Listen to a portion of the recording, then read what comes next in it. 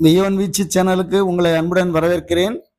நண்பர்களே, இன்று நாம் கேட்கப் போகும் குறள் 366. அஞ்சுவதோறும் அரணே, ஒருவனை வஞ்சிப்பதோறும் அவா. அதாவது ஆசைக்கு அஞ்சி வாழ்வதே அறமாகும்.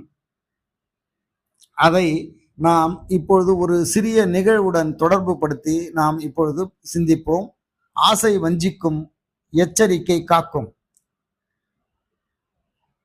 ஆசை ஒரு பேய் போல நம்மை எப்படி வஞ்சிக்கிறது? ஒரு கிராமத்தில் குமரன் என்ற இளைஞன் இருந்தான். அவன் மிகுந்த உழைப்பாளி. ஆனால் இன்னும் கொஞ்சம் என்ற பேராசை மட்டும் அவனிடம் இருந்து கொண்டே இருந்தது. முதலில் சிறிய லாபம் வேண்டும் என்றான். பின்னர் அந்த லாபத்தை இரட்டிப்பாக்க நினைத்தான்.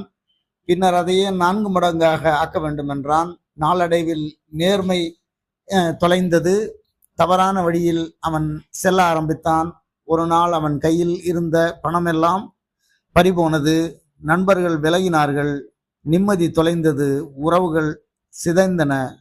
அப்போது அவன் பக்கத்து வீட்டில் இருந்த முதியவர் சொன்னார், தம்பி, 2000 வருடங்களுக்கு முன்னரே திருவள்ளுவர் சொல்லியிருக்கிறார், அஞ்சுவதோறும் அரணே, ஒருவனை வஞ்சிப்பதோறும் அவா. அஞ்சி வாழ்வதே, ஆசைக்கு அஞ்சி வாழ்வதே அறம். அந்த ஆசை நம்மை வஞ்சித்து நம்மை அழித்துவிடும்.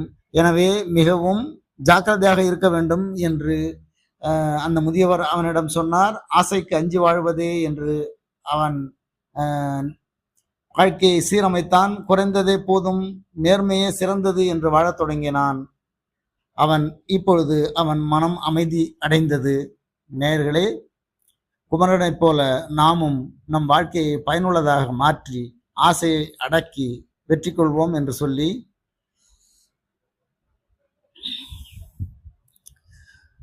இந்த குறளை முடிக்கிறேன்.